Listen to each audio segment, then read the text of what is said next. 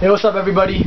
This is my video on how to read the video description of YouTube videos, because apparently there's many of you who don't know what in the world is a video description, and you just keep asking me redundant questions that have been already answered in the video description. Just read it, look below, look just down, look there, over here. Alright, first thing you'll see is this video is public.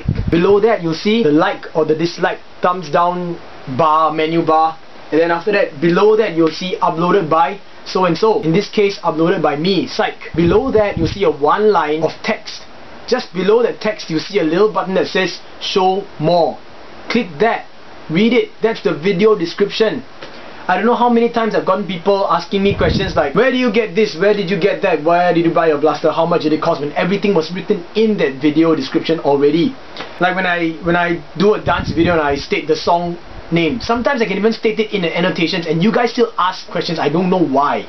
Alright, yeah, it ticks me off. But anyway, yeah, I mean, well, it happens everywhere, even Facebook. I just posted like a status saying that I want to sell some pairs of shoes, and I said pics will be coming soon. 2 minutes right after that, some guy comments on my status saying, can I see pics? I mean, come on, give me a break, man. What's up with you guys? Just read. I mean, if you're competent enough to actually read the text, or competent enough to get yourself this video, then you are smart enough to actually read the text, right? And you can understand simple English. I don't know about you guys, man. Oh, what's up? Going back on topic, okay? Some of you have experienced problems with your Longshot bolt slats actually breaking. So what happened was, yeah, I broke mine. So I was thinking of what I would do in order to kind of salvage my Longshot, because I like the Longshot a lot. And so I came up with this. Yep. I integrated a Barricade. I know it's been done before. I think on the Osner forums, I can't remember who, but someone called it the Barristorm. But that was just a Longshot, stuck a end strike rail attachment there and then just clipped on the Barricade. But mine's a full integration, as you can see. It's pretty sturdy, held together by some machine screws, two down here. Now my Longshot single, hoppered, actually hoppered. I'll demonstrate it to you in a while. Psyk's big yellow because the whole thing is just big in yellow. Barricade by a keyring trigger. It's linked up, and there still is a slot here in case you guys want to be a Time Crisis king. Yep. So anyway, this is the hopper stuff. There's a return spring here. This return spring is basically a stock radar or recon spring. This helps with the return of the whole entire hopper assembly. Now what happens is, from here the hopper is a 15mm PVC tube. I actually drilled the hole through so that with machine screws it's pretty sturdy. I gooped the holes and then after that I put the screw in, so now it's a perfect seal. It's airtight, completely airtight. Now inside the 15mm I've nested some 13mm UPVC. I actually dremeled out the inside of the 15mm and I stuffed the 13mm inside. This is a 20mm T-joint, 20mm end cap. This is just purely for cosmetics. Now what happens is the 20mm just sleeves over the 13mm, so 13mm is running through all the way to here. This is a what do you call this, a reducer. Yeah, a reducer joint up to a 16mm ball valve. And yeah, so obviously that goes inside here, everything goes in. You prime it by pulling this way. So yeah, my spring combination is currently a total strength of about 16 kilograms. Why big yellow? Because I did not do a paint job. Why? Okay, now I'm going to talk about paint jobs. Damn, a paint job is not when your paint job looks worse than your stock blasters. I mean, you don't just take a blaster, send it down and spray one color and go, oh, this is a paint job. Let me tell you what I mean. This qualifies as a paint job. I'm not trying to say that my work is the best or fantastic. I never say that. I'm pretty sure that there are some YouTube users out there who do Nerf and keep praising their own stuff like, oh, I think this is great and stuff like that. I mean, dude, you do your own mods. Don't praise yourself, you know. I think this would qualify as a paint job. Metallic purple, metallic purple, metallic purple, dark purple with iridescent colors. I did some dry brushing over here to give it the weathered look. Let me show you another example. This would be what I would call a simple paint job. Black base coat. Then I just weathered it with purple, I think it's called Leviathan purple, or no, Warlock purple from Citadel Paints. And this is called detailing. You put a name on there. You don't just take a hand brush and write some random shit on it and say, oh, that's a nice detail. No, this is what I would call clean. It's not lumpy. The paint's not lumpy. Paint job is pretty smooth everywhere. I can show it to you close up. I'm not afraid. Details, no extra markings where it's not supposed to be. It's totally clean. Yeah, this would be a paint job too. This has details too, look. All these cracks are deliberately made. So yeah, you don't just take a blaster, send it down, color it a color and say, oh, this is a great paint job, or like, you know, when your paint job's lumpy or too thick or something like that. I mean, there has to be a standard, you know, of some sort, quality or something like that. Anyway, back to the big yellow.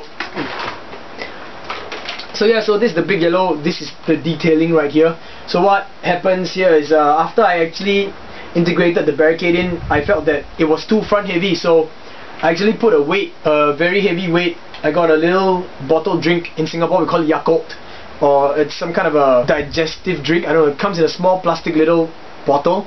Fill it up with sand, like how we used to do in the military service. Fill it up with sand, E-tape the top so it's completely weighted, shoved it in the buttstock end, and now the weight is pretty even when I grab onto it. The Barricade, it holds 3 batteries the same. I actually cut off this piece of the Longshot over here, stuck it on the battery holder, so when you close it up it still looks like one piece. Let me just screw it back on.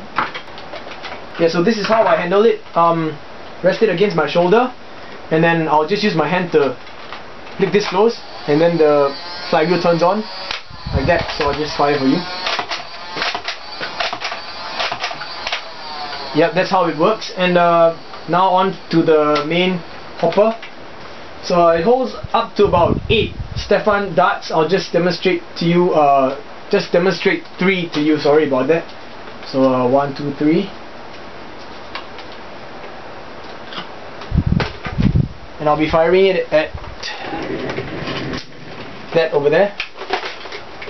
So grab it like this, prime it back all the way, push it front. Now because of all the machine screws, I have to make sure that I jiggle it a bit so that the dart feeds through. I'll be firing it at the dart tech vest.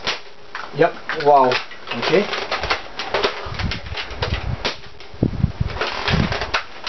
See, like that one didn't come out, so I have to jiggle it forward. There, that came out. Last one, so make sure it goes in all the way.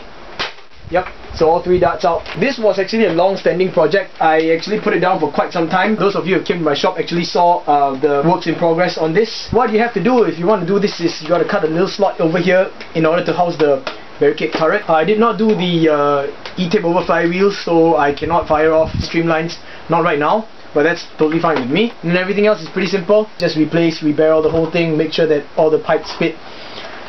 Yeah, pretty simple job actually. Yeah, I'm not gonna say that this is the best mod in the world. I'm not gonna say this is fantastic. I will not say I'm gonna get like great ranges out of this and shooting out of the video frame and everything. You guys have seen me fire it, and yep, this is my Longshot.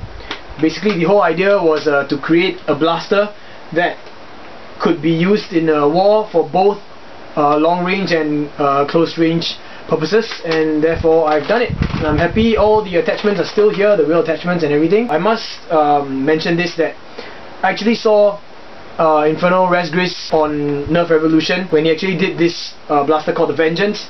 He integrated a quad shot into a long shot, and that was sweet, and that's where I got the inspiration to do the entire hopper thing.